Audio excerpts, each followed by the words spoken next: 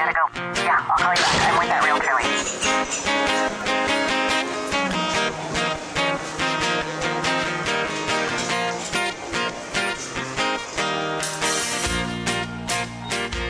Welcome to the Realtor Lady. I'm Michele Replogle. I have asked two favorite colleagues of mine that I used to work with at Bailey Properties, Bill McCowan and Kurt Abramson. They have lots of wisdom to share today. We don't really have much of an outline. We're just going to talk about changes in the industry, kind of goof off a little bit, and what we're seeing out there. I have been seeing a lot of houses that have the same problems, wondering if they're seeing them. And then, yeah, if we get bored, we'll just make fun of each other like we have in the past. So there we are. Okay.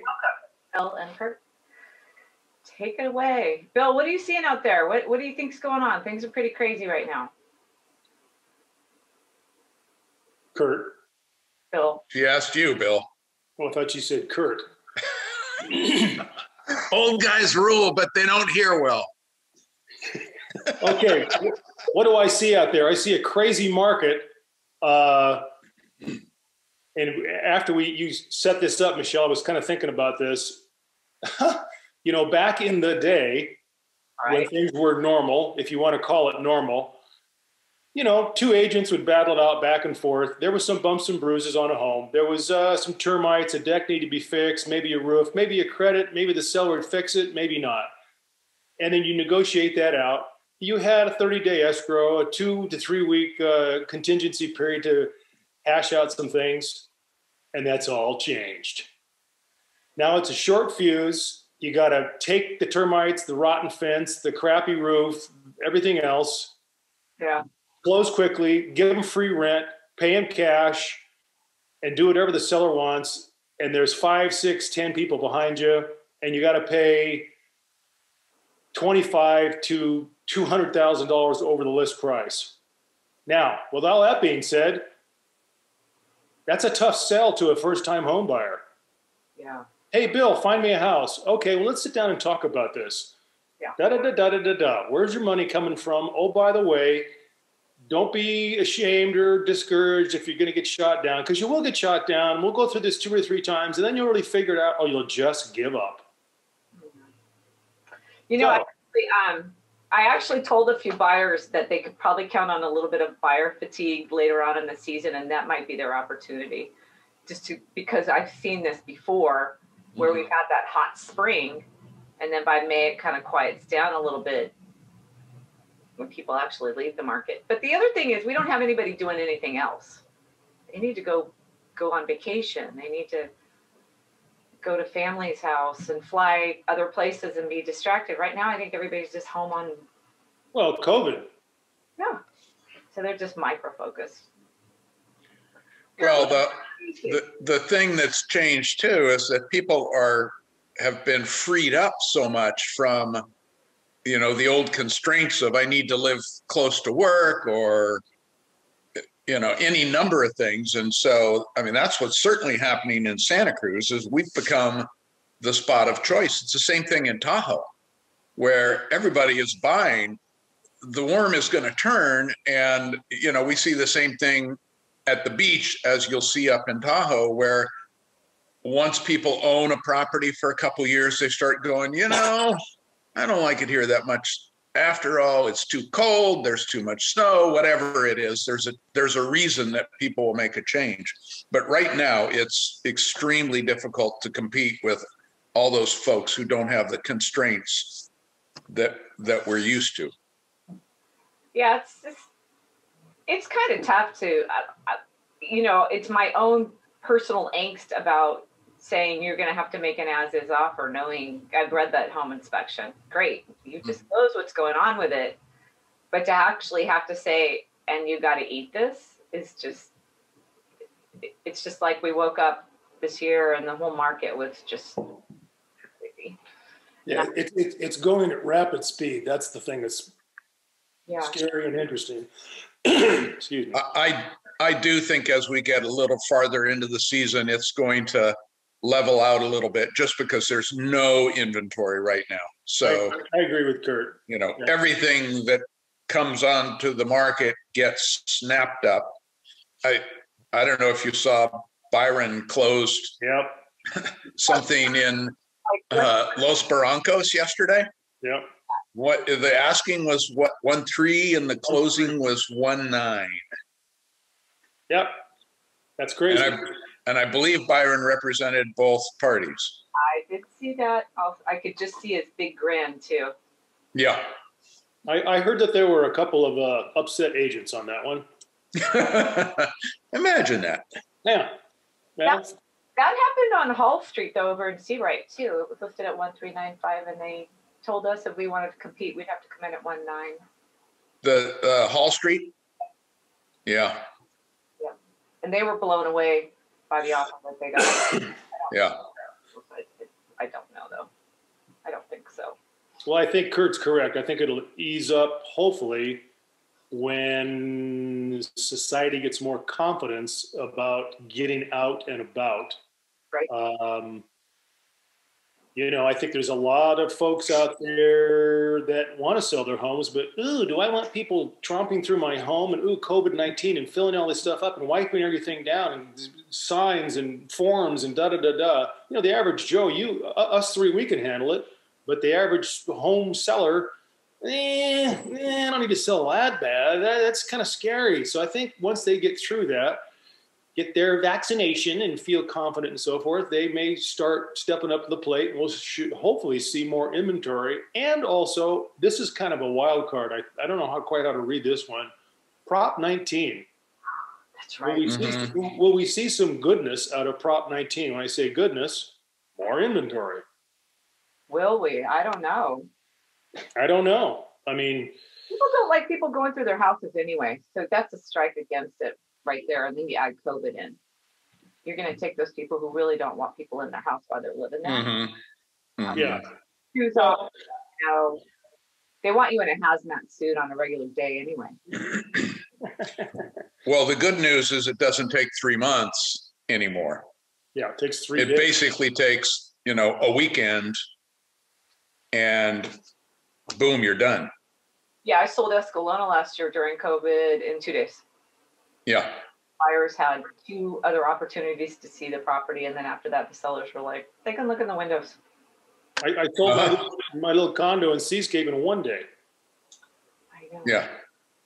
And that's the only window we had to actually view it. I just, put on remarks. Hey, everybody, you can see it Saturday, 10 to 3, and that's it. And it got shown, and we had an offer by the end of the day. But, normal. What's normal? I don't know. Yeah. I would like to see this Prop 19 thing get some legs on it and people moving around. And that's what the name of the game is to get the dough moving through the system and buying up, down, moving towards you with your kids or close by, grandkids, downsizing, whatever, upsizing. That's what I think Prop 19 is really all about. But the proof will be in the pudding when it comes in the next 2, 3, 4, 5 months. Well, there's a lot of backlash, though. I mean, okay, so the idea of Prop 19 is basically you can move anywhere in the state and take your tax base with you. That's just a very general version of it. But then there's that rub of people who have properties and they want their kids to get that tax base, but those kids are going to actually have to live there. So that's a lot of the backlash on it. Yeah, there's good parts and bad parts to it, but it's not so bad. I don't think. That's easy for me to say. Well, yeah, and I mean, I could be wrong. My son lives in our rental. I mean, I just thought that we would just adjust and that would become his property. He lives there. I mean, I don't know. Having a bunch of properties and keeping a tax base so your kids can enjoy low taxes while they get rent income. I don't know about that. But. No, that's not going to happen. I mean, if it's income property, the taxes are going to go up once they inherit it. Exactly. Or buy it from you or whatever. Yeah, that's an interesting 119. Anyway, what else, Michele? What else? You guys miss Broker Tour? I do. That was our thing. Yeah. The three amigos, Kurt, Bill, and Pete, man, we would kick ass on the whole town and see all our buds and eat food all day. It was great. I think I think I think this hurt inventory really truly for buyers and probably sellers is that we're not networking as much. Oh gosh, yes, I totally agree. And every once in a while we have properties that the sellers would be just as happy to sell off market or sell in a very quick window, lot less pain to somebody that you know and trust. This agent I recommend, I know they'll bring a good buyer, that kind of stuff. We're losing those opportunities. And then we're always losing the opportunity to talk about listings that we have coming up as well. But the broker tour meeting on our board, we're not, because of clear cooperation, we really can't talk about new listings much anymore because they have to be going on the market within the next day. Otherwise, you can't talk about it. Yeah. So I think there's a lot of industry stuff that actually cut us off at the knees in terms of how we move around the community and sell real estate to each other. And I miss seeing them. The one that I really miss, and this is just a personal thing, open houses. I loved open houses. They were great. Just talking about that. Wow. I mean, for me, it was, I got a ton of business over the years at open houses. I mean, good stuff. People walk in the front door, you click with them, bing, bang, boom. Next thing you know, you're selling them a house or you're listing their house. That part I really miss a lot. Some people go, oh, open houses, oh my God, I take my whole Saturday. I loved it. I really liked it. That part of it. Bill, I said the same thing. I love doing open houses, but I'm not missing them. Yeah. Because I'm just at a stage where I just find better use for that time. Yeah, I hear you, Kurt. I mean, we're all changing our ways with the whole change, which is good, but it's going so fast. Man, it's going fast. I guess I'm an old guy. Okay, I'll admit it again. So Kurt mentioned he's working with past clients, and I imagine you do too. Where are you getting your new business then if you don't have open houses? Where are you getting clients? My A-list, whatever you want to call it, right. Old clients, past clients. Oh, by the way, Bill, you were recommended, blah, blah, blah. Right. That's my whole world's referral. Yeah, that's what's happening with me now is that I'm working pretty much all with referrals. A couple of leads that have come in, but referrals from past clients, referrals from neighbors, referrals from friends. Right. Well, the other interesting one that I'm seeing, Michelle, and I'm sure you guys have too, are these brokerage outfits that even advertise on TV. They claim to be a number one top outfits, and they're doing it for 3.5%, keeping 1% and giving away 2.5%. Mm. It's like back in what year would it have been when Help You Sell came along? Uh-huh. We're seeing more and more of those all the time. There's some big shots over in the Bay Area that do it for 3.5%. Their volume is huge. They're keeping 1%, but they're selling $2, $3, $4, $5 million homes. Well, you do a dozen of those at 1%, that ain't too bad. It's a lot of work, but that's what they're advertising. And we haven't seen that for a while, but we see it now more in the current climate. Any time it's a strong seller's market, that's going to get easier. Yep. So anyway. They just can't write.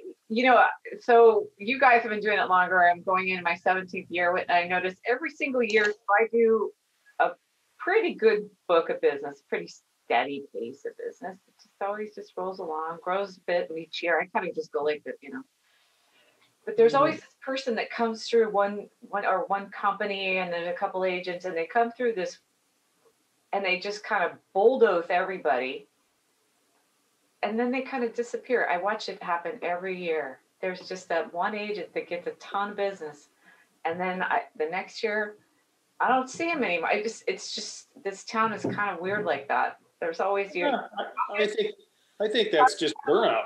And then you just have this one person that just the one person gets a year. Like, I don't know. That's what I know. Well, to keep the flow up like that, it's expensive. You know, you've got to spend a ton of dough. Right. Well, and it takes the time to get the momentum going, but you know, like people's lives change too. I mean, I think back to, you know, the hot shot of the year, going back 1 or 3 or, you know, whatever number of years. And, you know, some of them are out of the business. Some of them are home raising babies, or they're in a different business now. So, you know, this is a very demanding business, and people get excited about the money potential, but they don't realize, it takes a ton of work. It takes a ton of leg time and logistics and all that.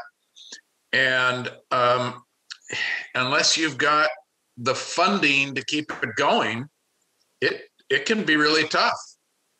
Yeah, I totally agree. I think we are, the three of us, we're in a little different. We're in a better situation because we can ride things out and charge things up as we wish to do or not wish to do. Alice and I were talking about this the other night. We're all seeing this. Just think of some of these younger agents, male or female, that have kids that are in grammar school or high school for that matter, but they're not in school. They're home. Yeah. Their hands are so full. Oh, and then I have a business to run. Good luck doing that. I mean, they're just fried. I talked to a couple, they're just fried. Well, the other thing that got added in since I started, technology got thrown at us. So now it's the internet. Oh, you mean like contacting Zoom? Before you just had to get good at identifying where that number 3A was on the termite report. You know, you didn't have to do a Facebook ad or I it is being online, but it's also very time consuming. Luckily, we had a lag last year and I had some time to actually learn it, but it was frustrating. And I was frankly pissed. I'd rather be selling real estate and talking to people than sitting in front of a computer. Yeah. I agree. The technology part's always a challenge, you know. But if you notice these agents that are just like, oh, they're heavy hitters and all that, and they're really good with technology, that's not actually true. There's 3 of them. There's a ghost there somewhere doing that stuff for them with all these guys. So they see hot shots. It's because they got a tech person behind them. Oh yeah, absolutely. I know a handful of agents that have that, and they're more than happy to pay them what they're worth. Yeah, the people who try to go it alone, they end up, you know, stuck between a rock and a hard place. I mean, our job is to, you know the people and know the properties and let somebody else do the tech. Yeah.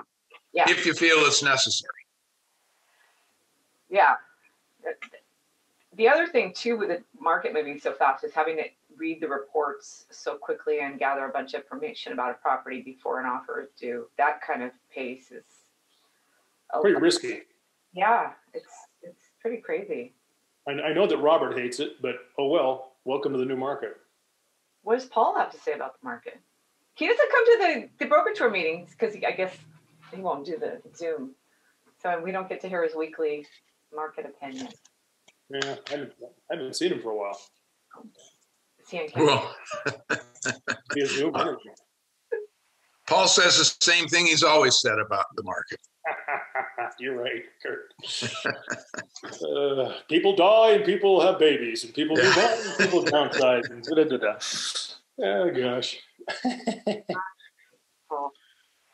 Yeah, I don't even know if meetings will be that big. Are we all going to even meet in person anymore? I don't know. I hope that hasn't gone away. Oh, ever? Yeah. Yeah, we will, but probably not when Bill and I are still doing real estate. Yeah, well, that's a good topic. Remember the day when you'd get an offer and the agent insisted on presenting it to your seller. You know, some sellers will go, oh, I don't know, I don't do that kind of stuff. And some, oh yeah, okay, fine. They just kind of, and I tell them, okay, just sit there, nod your head, don't say anything, just take it all in. And you know, some agents are very good at it. You know, they're very persuasive and, you know, have a good rap and a good story. And, you know, then they fill in all the blanks. We don't do that anymore. You just shoot emails back and forth, bang, bang, boom. That's gone, man. That's so gone. Wow. I presented an offer to a seller because that was the thing. That was what you did. This was years ago. And yeah. Whoa. And you could literally watch his anger rise from the top of his chin to his forehead. He's not happy. And and that was just what you did. And my client was insistent that I'm glad he didn't get the house. Actually, I didn't like the location. So it kind of worked out in my opinion. But I don't want to present to other people's clients. You never know what you're going to say. What kind of relationship right on their toes. And I had a buyer call this week. She wanted to know all about the property. And I said, do you have an agent? She said, yeah, I'm just waiting for him to call me back. And I said, great, have him call me. Click. It was just, I don't want that minutia. I like that. Just you stay over there. I'll stay over here. I don't want to be in other people's business. Well, the thing that's developed that I think is interesting now is offer letters have become a negative. That I had a client, I wrote an offer last week, didn't get the property, but the client wanted to write an offer letter, and you know, back in the day, I was always telling them to, and I had to go, okay. Because, you know, there's this issue now of whether an offer letter gives an unfair advantage or it in some way, shape, or form becomes a fair housing issue by virtue of the picture or the person's last name or whatever it might be. Ooh, I never thought of that. Well, it's coming up. Some brokerages down in Monterey County are saying the seller has requested no offer letters. I've seen that in private remarks. That's interesting. Yeah. I never thought about the reason until you just brought it up. You know, it used to be we weren't allowed to have a picture, which you can understand the picture idea, right? Yeah. But then I had a couple letters where the buyers wrote them and they really went on and on and on. And I went, oh, this is going to hurt them. So what I started doing was just cutting down where they liked the house. And I would just excerpt that and put it in my offer letter to give them an idea of why the buyer was interested in their home. But more personal information. And I did. I presented, I had 11 offers on a short sale property in San Jose, I think in 2013. And one of the offers, he drew a picture of himself and his girlfriend. And it clearly indicated things about them that she didn't like, and she didn't look at their offer. Oh, really? Yeah. And I'll never forget that. And when it all came up that we weren't allowed to have letters anymore, I was like, oh, I remember that kitchen table. Yeah. And the other ones, she was checking the last names. And okay, I'm confused. Are we allowed to have letters or not? Not really. Check the page of the fair housing disclosure. It's like 3/4 of the page down, and read that paragraph. And it basically says you shouldn't be doing it. Yeah, it's discouraged. Okay. I talked to Robert about it, and he said, we're still evaluating it, and they haven't given us any direction. So, but if you look at the legal Q&A or on the CAR website, it says it's discouraged. The seller has to make the decision because the seller is the controlling entity here. Yeah. But they suggest that you recommend to the seller that they not accept offers. Offer letters. Offer letters, excuse me. Okay. So, okay. Well, that's a good idea, actually. Just saying to the seller, you may get offer letters, but I still don't want pictures, and I tell people no pictures. Yeah. I think Yeah. that takes or gives much information. But they don't even have any time. Like, so when we used to have broker tour, you would go and you would talk to that agent and you would tell them, hey, I got a buyer coming through. And then on that open house, you had a chance to meet that buyer, and you could give the seller a bit of a profile of that person too. And then that's an idea of who's buying their home, who's going to be their new neighbor. And I kind of liked that process. And when I got to meet the client, I always felt a little bit more comfortable, especially if they wrote a pretty crappy offer. I mean, it didn't hurt them if I got to meet them. Or if their agent was kind of backing for them up front. Some of that interface. So now the letter is kind of the only place you get to find out about how the agent is going to proceed on their offer. That's how I put my own offer letter in. And then the buyer gives an idea of who they are. I mean, really, the seller doesn't have a whole lot to go on. Is how's this going to go? Right. Well, in an open house where the buyer comes through, I mean, it's one thing when you put together an offer letter, and it's like writing a resume. And I've looked at lots of great resumes over the course of my career and hired people that turned out to be a train wreck. So, it's the same thing when somebody comes into an open house. The offer letter may have been great, but they walk in and you just get a real sense that this person's going to be a challenge. Yeah. And you do need to warn your seller because you've been told. Or the agent that's bringing the offer is a challenge. Yeah. I mean, we all have our little favorite list, and boy, if you see that person's name, it's like, ay. I don't know what you're talking about, Bill. No names. I don't know. I've become more fond of everybody over the years. I think the newer agents for me are harder just because I don't know their style. Sometimes they're a little forward, and I'm used to us having a little bit more of a customary dance. And yeah, that's true. They're just, cut to the chase, and this is what we're doing. And I'm like, whoa, no romancing here. We're just getting right into it. Where when we talk, people that have known each other for a while, we kind of catch up a little bit, kind of get a sense of what's going on, and then, kind of start getting into negotiating. So it's just a different style. I get it, but that's kind of where my rub is. But see, I sound like an old guy here. Yeah. I'll trade you in a second. So, Michele, in your podcast here, what else are you trying to accomplish from the wisdom of Kurt and I? So, wisdom from you and Kurt? No. Here's what I'm trying to do, and this is the overall goal of the podcast, is to humanize realtors. We get bad raps. We got one that flew to running out of time. What does this mean? Oh, really? Shoot, that's only a possibility. Okay. If it happens, we'll stop this one. And we'll start again? And we'll start again, yeah. Sorry, that happened with more than 2 people. Okay. So what do I do? Press the little red button? If you want to, I don't know how much longer you want to go, but if you want to keep going, we'll close it out. Okay. Keep talking or whatever. And when it gets to, keep an eye on his. And if it's like a minute or two, just be like, hey, we're going to stop in the meeting, and then have everybody join in like a minute or two after. Okay.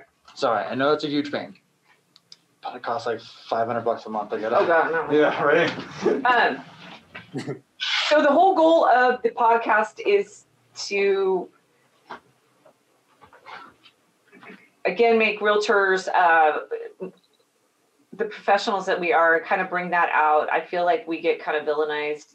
Like I said, the agent that, flew to the Capitol, that didn't help us. It did not help us, because there's always that one out there. There was one recently in San Diego making racist comments, and he got fired right away. But that stuff makes news. Bad behaving realtors makes news. And it's just kind of my passion to bring out all the people that do a really good job in this industry, or have a lot of compassion for their colleagues and their community, and care about people, because there's a lot of us that do. I have this little patchwork of all these realtors that I just love and sometimes when people say bad things about another one, I get a little offended because I'm like, I like that person. You might have a tiff with them, but they're part of my whole little community that I love and want to support. That's the overarching goal. But the other one is just to have conversations like we were really talking about this offer letter. And that's a really good example of a buyer who tunes in, or maybe even a seller, for them to get a real good perspective on what that means on the other side of the fence. Because we have this little world that we are in, and the consumers just kind of come through it and out the other side, but they don't see all the stuff that we see. And I think that helps give them perspective. So if the seller says, I want to see letters, well, they've listened today, they know they can say, I want to see letters. And then it doesn't matter what rule or what Coldwell or anybody says. If they want a letter, they're going to get a letter. And if a buyer wants to write one, now they know maybe why they can't or why it may not be shown. Mm-hmm. That's what I'm trying to do. And talking to brokers, I had Pam Samuelson on talking about De Anza and the De Anza Park, because that's the mobile home park there of Delaware. Oh, yeah. Yeah. You look puzzled, but I know you took a lot of calls for that on floor calls on Bailey. Right. We all did. That whole, how does that park work? Just kind of the whole behind the scenes of what it's like to be an agent in there and dealing with the management in there. She likes it. She gave a really good perspective on that. That's the goal. Michele, I think one thing that people don't realize, consumers, until they are in the trenches with us, how many professions do you know that you can name that give away everything free? What I mean by that is a buyer or a seller calls you up and we all spill our guts on the information that we know about our industry because you're trying to grab that client. An attorney, I'm $300 an hour. Doctors, CPAs, this. They don't give any information or a very little bit until the clock starts ticking. But realtors, what do you need? And we know, and what they need, we know everything about. I mean, we can practically fix a broken arm and do dental work, but also sell your home because we know somebody that knows somebody. Our wealth of peoples in our industry to fix, repair, counsel, advise, and so on. Realtors have their people in their little bag of tools, and we're so willing to give it away. And I think once people grasp that, they go, oh, you know what? This guy is worth 2.5%, or whatever, I think a lot of consumers at the beginning go, God, you guys make so much darn money. It seems so easy. It sells in a couple of days. You just do some paperwork and blah, blah, blah. You get a commission check. Well, it ain't really like that until they get in the trenches. So I think we are one industry where we just give it all away right on day one. Oh, well, that's the way it goes. I don't give away so much anymore, and I don't give referrals to the people who work with me unless they've signed. You have to sign somewhere. Well, I my Rolodex anymore. So. But I mean, if somebody called you and said, "Oh, Michele, I got a problem with a water heater. Do you know a plumber?" Of course, you're going to tell them a plumber. You're going to tell them it's the person you know, or a roofer, or tell me about this Prop 19 thing. Well, you should talk to so and so, the CPA. Blah blah blah. That's what I mean by that kind of thing. You can listen off a few. I might have them call you. There you go. Hey, funny stories. How many minutes we got? I need funny stories. Come on, Billy. You always have a good one. Funny story. Well, never judge a book by its cover. What I mean by that is somebody that walks in the door, floor time, which we don't do anymore, open houses, whatever. We all kind of size somebody up, and I gave that up a long time ago. I go, you're not going to figure these people out. They could have all the money in the world, or they could be BSing you, and you get both kinds. But you got to be careful when you start sizing people up. I'm not coming up with a story for you, but over the years coming across clients that are just wonderful people, just wonderful, wonderful people.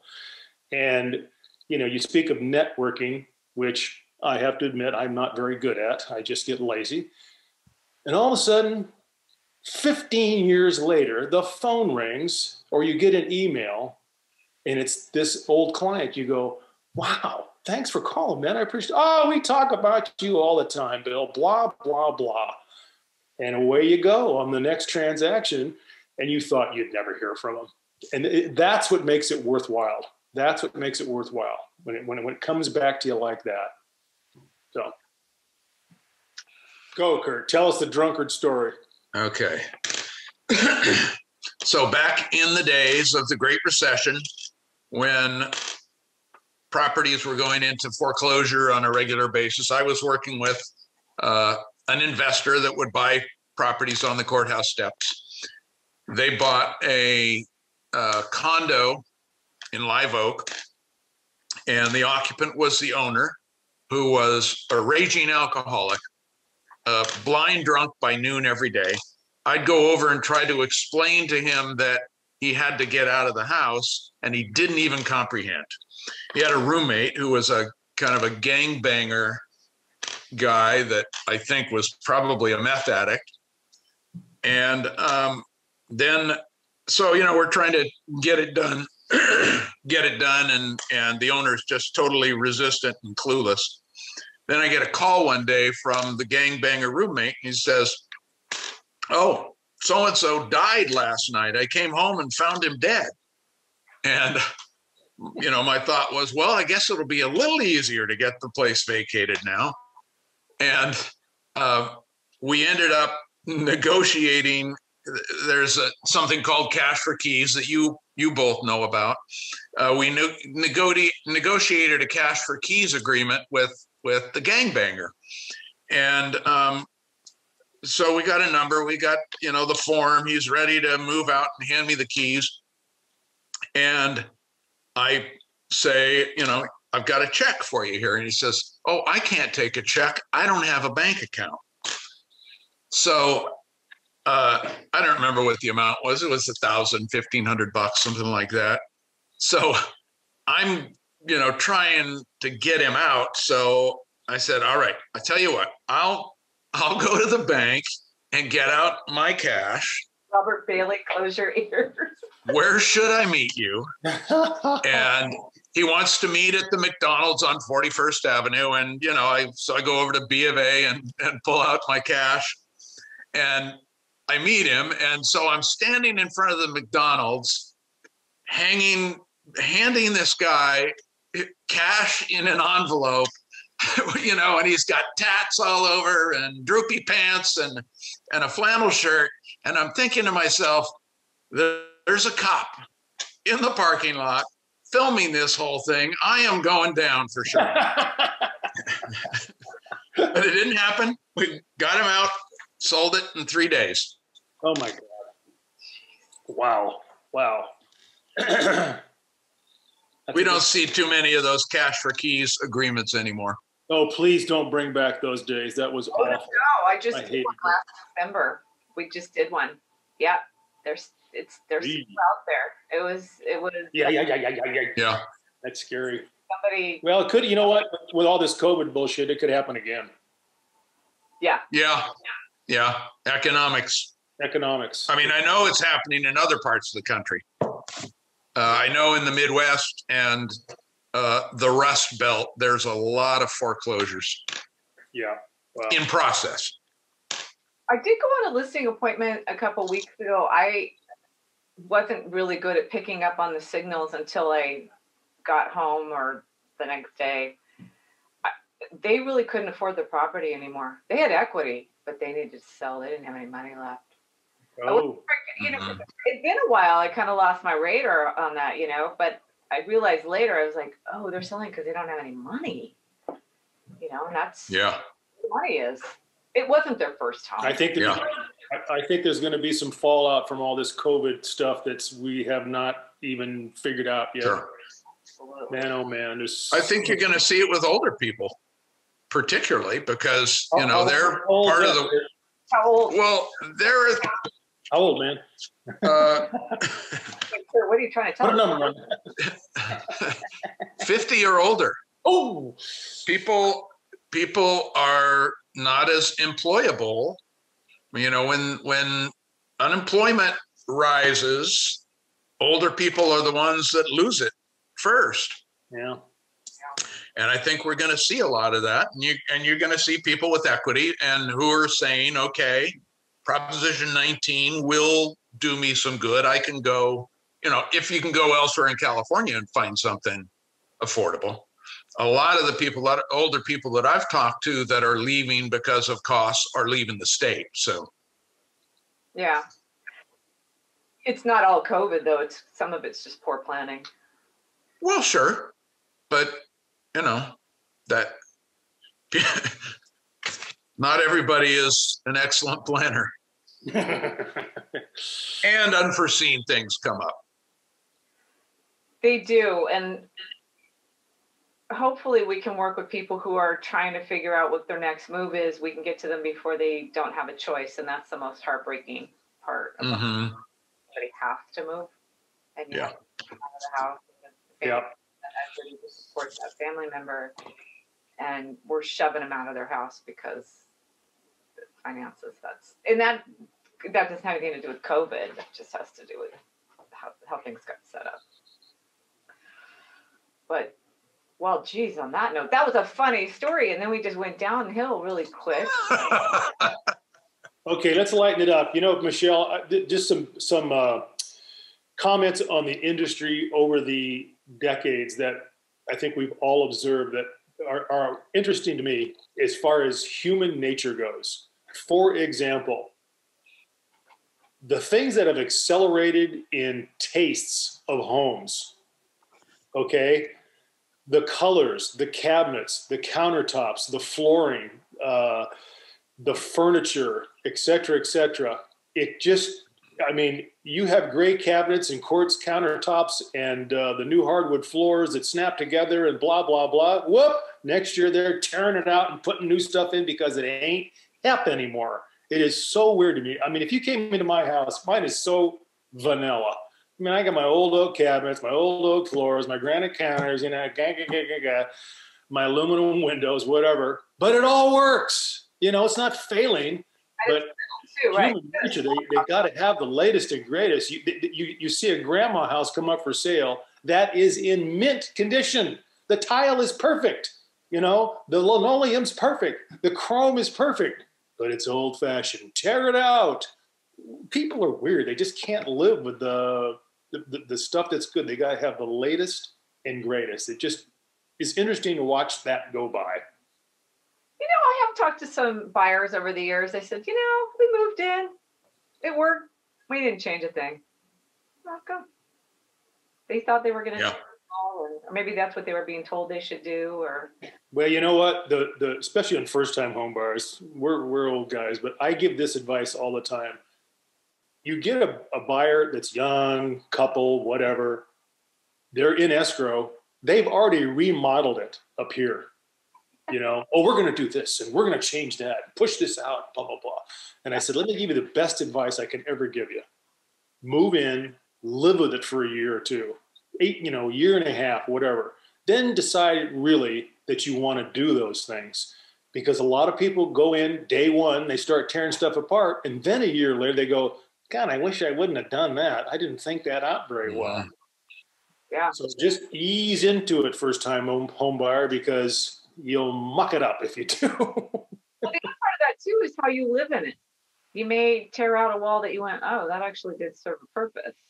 Yeah, exactly. And then of course it costs twice as much as you think it does, but oh well. Anyway, that's just a little tiny thing. Well, I think that's good. I really appreciate you guys coming on and helping me out. And No problem. Are you going to apply cat filters to our faces? And yeah, you have no idea. Hey, I like your desk, Michele. That's pretty cool. Oh yeah. Well, this is the studio. I am hiring this service to come in. I like podcasts. That's where my head's always at. I'm always listening to them. But I've just been listening to so much chatter in real estate, and I understood too that buyers and sellers really wanted to get some information on their own. But I know they get a lot of bad information, so the idea is to help them navigate. So I got really interested in this and interviewing people that I respect and like to talk to and have good advice. I won't be having anybody on here that's full of hot air. Well, I probably have one or two at the end of the year. Wow, we made the cut, Bill. Wow, I'm feeling good, man. Feeling good. Perfect. I actually just wanted to, like I said, I had the stager on. It was a little dry. She wants to re-record it. And then I had my broker on, and good guy, but he just kind of got going a little much, and we didn't get some real content that I think people. Yeah. There'll be some. But I really appreciate your time. And I'll have you on again, probably if I can find you at the end of the summer so we can see where our predictions went. That might be kind of interesting. Yeah, That's right. Interesting to see it all go by in the next few months. It's a wild ride. Yeah. And we may be looking back at this and saying, those were the good old days. Oh, my goodness. Wow. Yesterday I said, I think it's like every day we wake up to a new market. We used to wake up every couple months or Right. evenly, but it seems like every day it just shifts just a little bit. That's for sure. Wow. But thank you guys. Okay, thank you. Good seeing you, Kurt. See ya. Care, buddy. See ya, Billy. Good time to see your face for a change. There you go, man. We'll get together. Hey, thank you for listening. If you want to talk more, find me on livethesantacruzlife.com, on YouTube, on Twitter, on Facebook, on LinkedIn, or give me